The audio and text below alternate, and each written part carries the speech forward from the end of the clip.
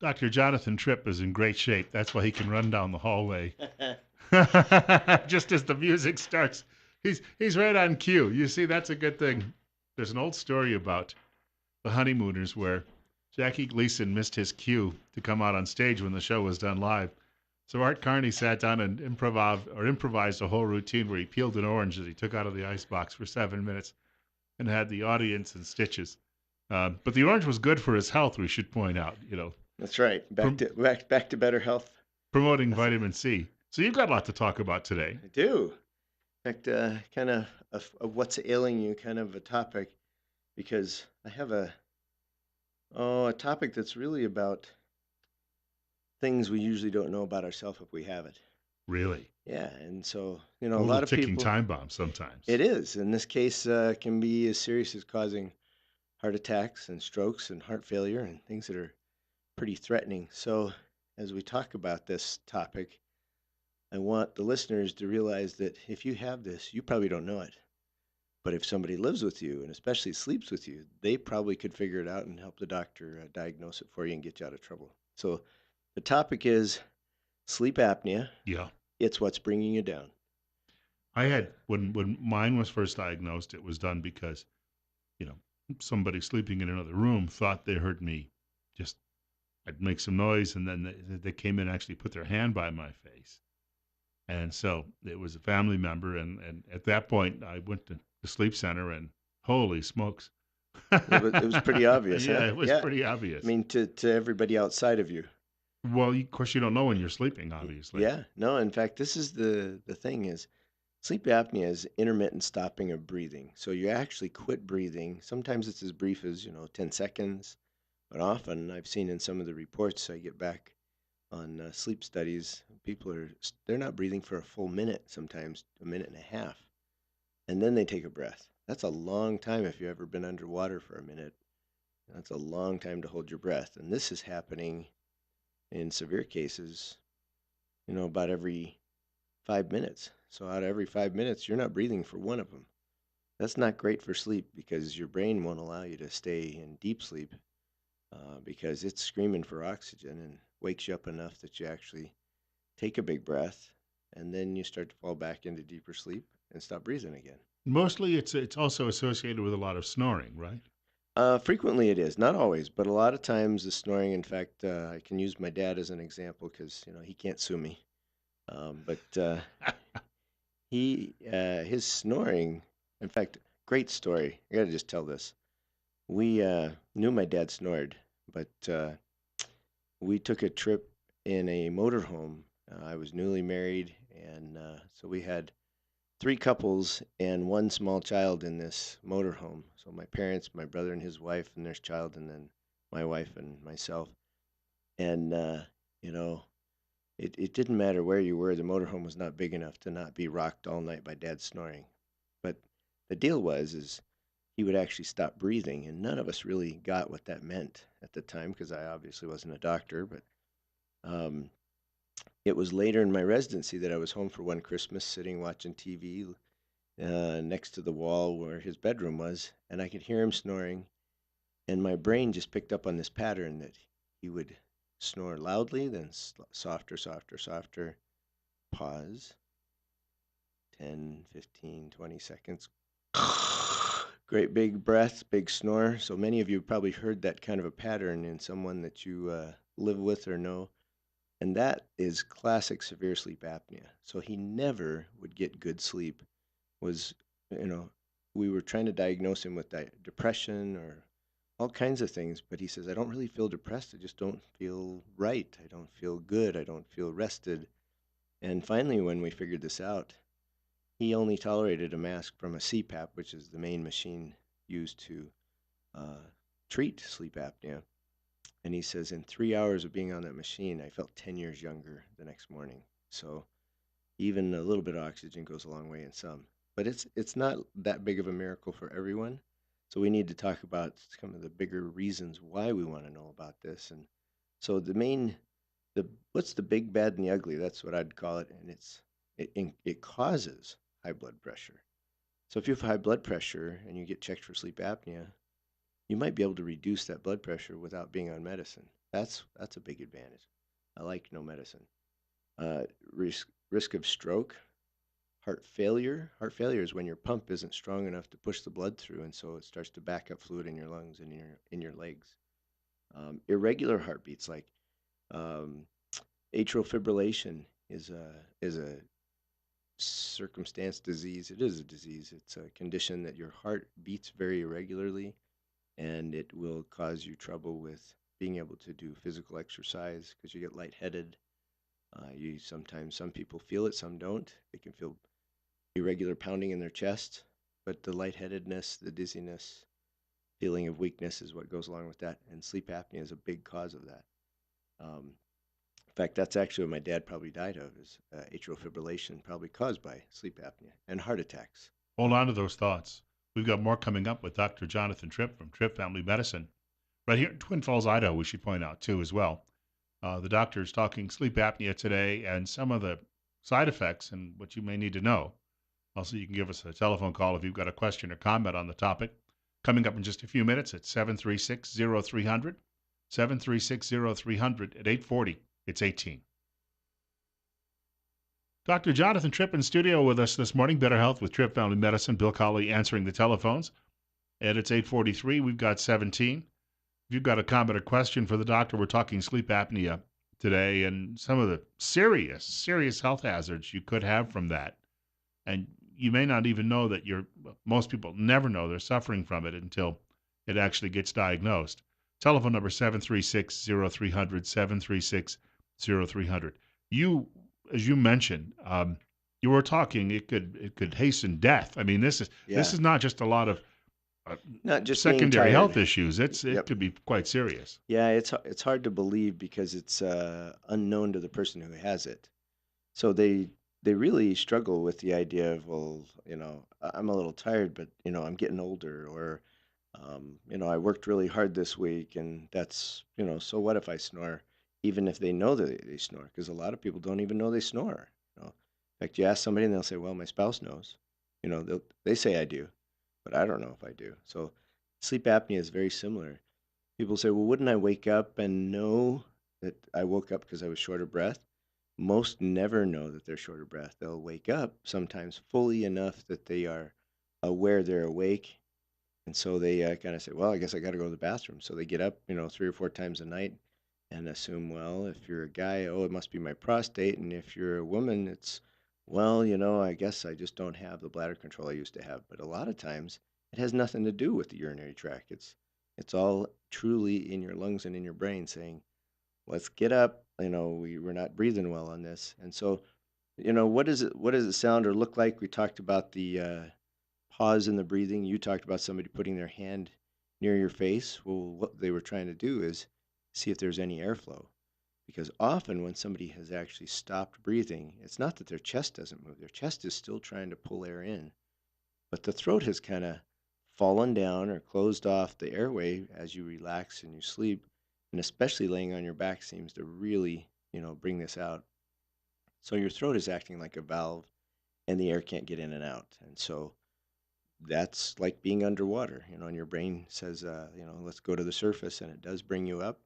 And often you never wake up, but you never stay in the deeper REM sleep that's pretty required for feeling like you've rested. So one of the questions is, are you sleepy during the day? Or when you wake up, do you really feel rested? Do you feel like you've had, 6 or 8 hours of sleep? Or do you feel like, geez, I feel about the same as when I went to bed, and it depends on how hard you've been working. You can reason it away, but if it's pretty much every day, that's a big hint that there's something else going on. So let's talk about who gets it.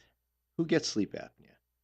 Is it just the old 40-year-olds like my father was that would fall asleep at the wheel when he's driving anywhere in the middle of the afternoon? And I thought as a kid that just must be what those old people do when they turn 40. So now that I'm almost 40, that's a little bit of a lie. Um, I don't fall asleep at the wheel, and I usually feel rested when I wake up. But if I have sleep apnea, I probably don't know it. And so I'm putting myself in the same Basket is everyone I'm talking to. So who gets it? Anyone, even children. We usually think of adults, we think of guys, we think overweight. Those are true, those are risk factors. But even having diabetes or being a smoker is a risk factor. You know, you can be a skinny guy or lady and still have sleep apnea. So one of the biggest hints is, do you snore? Because if you do, that's a hint that you're at least a setup for it. Kiddos that have chronic nasal congestion, or even adults, but especially a kiddo that has a narrow airway and they're a noisy breather when they sleep, they may actually have sleep apnea, and that's something that's worth checking out. When they're As young. yeah, yeah, as a 5, 6, 10 year old. I have a son that in hindsight, I probably should have had checked out, or at a minimum had his tonsils out a lot earlier. He had them out when he's 13, but we were chronically fighting this nasal congestion and noisy breathing, and in hindsight, he was a setup for sleep apnea. So CPAP seems to be the most regular approach to all of this, but are there other things that work? there are, shall we say, what people think of as less invasive. There are some. They're like a mouth guard that forces your bottom jaw to go forward. That tends to keep that valve type action of your neck from happening as much. And that works for some people, but I would say the vast majority, if they have sleep apnea, the mouth guard doesn't seem to improve their sleep, uh, their symptoms much. But I'm not saying it's not worth a try, although mouth guards are not inexpensive. The guards we're talking about are not your football guard that you can buy for $10 or $20. This is usually $1,000 to $2,500 mouth guard to try. And the interesting part to me is the more definitive care is the CPAP. And even if you're paying cash out of pocket, you can probably buy a CPAP machine for 1,000 to 1,500. So if you say, well, I just don't really want to live with a machine, well, look at the cost, and you might find out that that machine is cheaper than the mouth guard. And my experience is health insurance. Those of us who deal with like a Blue Cross type policy covers a lot of that cost, and then eventually you just own the machine outright. But they pick up on the monthly payments. They Y- pick up a share of it. Yeah, health insurance is most of the time pretty good at helping or completely paying for CPAP and its related. Uh, there's like the mask and the tubing and things like that that goes with it. Probably the biggest hurdle for people is the thought of putting something on their face and sleeping with it. I could never get used to that, or at least that's what people say. But like my father, who was actually claustrophobic, so putting something on his face was a very serious threat. Uh, Finding out that even after 3 hours of tolerating it, that he felt so much better was a motivator for him to keep trying. And so about once a week for the next 6 weeks, he was trying different masks, and he would call me and say, I don't think I can do this. And I'd say, Dad, you already know you got to do this because it's killing you. And so we had those pep talks about once a week. And finally, at about 6 weeks, he had a device called nasal pillows, which is kind of like an inflatable piece of plastic on the end of tubes that goes up your nose. So it didn't cover his face, made all the difference in the world, kept his airway open, and I think really kind of changed his life for the rest of his life. And that's why he can't sue me because he did die. But I'll point out too as well. In my experience is because you have the little water Yeah, container that goes in the machine, and it's you a put a little vinegar in there too, white vinegar, which is what I do to kind of keep it clean. okay. But That's that moisture in the air keeps that airway open while it's blowing too as well. absolutely no, having dry air really dries you out. I mean, if you're not a mouth breather and you've ever had a clogged nose and had to breathe through your mouth, and you wake up with your tongue feeling like leather, that's what that humidifier helps avoid, so you don't feel like you've been dried out all night, and you slept well. Right, right. You get up in the morning and you're going to feel that bit of extra refreshment. So let's talk about what are the symptoms. We talk about daytime sleepiness. We have a little form that we use that just talks about like what's the likelihood that you might fall asleep sitting watching TV, or can't remember all the details, but especially like driving. And I think of mid afternoon where the sun's out and the car's warm. What's the chances that you need to kind of take a break from driving after a half hour, an hour? That's a big hint. Abrupt awakening. So especially if you're gasping or choking, most people don't get this, but if you do, That's a great time to say, let's go see the doc. Morning headaches. We get tension headaches that usually creep up over the day in the afternoon, and they get worse that way. But if you are waking up with a headache, that's a big hint that you've been running low on oxygen. So that's it's not the only cause of a morning headache, but that's a good thing to look at sleep apnea. Difficulty concentrating during the day. How many of us would like a better focus? You know, there's all kinds of supplements out there that tell us it'll help our brain power and our focus. There's nothing better than oxygen. So I mean, I'm okay with supplements, but if you're lacking oxygen, I don't care how many pills you take. Um, Experiencing mood changes, depression, irritability, edginess, you know, things that you feel like I react more strongly than I think I should. Um, High blood pressure, nighttime sweating, and this one will motivate some people to look at CPAP is decreased libido. So, you know, my sex drive is just not like what it was. Am I just getting older? Well, you know, if you're 92, we can talk about that. But, you know, if you're 45, we probably ought to talk about other possibilities. So those are probably anybody that's had an observed apneic episode. In other words, observed somebody else has observed you stop breathing while you're sleeping. Get it checked out. That is the single best evidence I have to say you already have it without having done the test yet. Dr. Jonathan Tripp in studio with us this morning. It's 8:53, and we've got 16. Bill Colley with you as well. And the telephone number 7360300. The program is called Better Health with Tripp Family Medicine. And of course, the doctor likes to remind you life's too short not to feel good. Yep. For people who'd like to contact you at the office, there's a number of ways to do that. Sure. We obviously still answer our telephones with a Yes. live Good person, start. not a phone tree, and you won't have to select from 14 options to finally get to a live voice. Not that I've ever been frustrated with that. But our phone number is 208 933 4400. And if we don't answer the phone, it's because there's already a bunch of other people calling. So don't give up. We definitely we'll take your call and get you taken care of. So 933 4400. On the web, we're at trippfamilymedicine.com.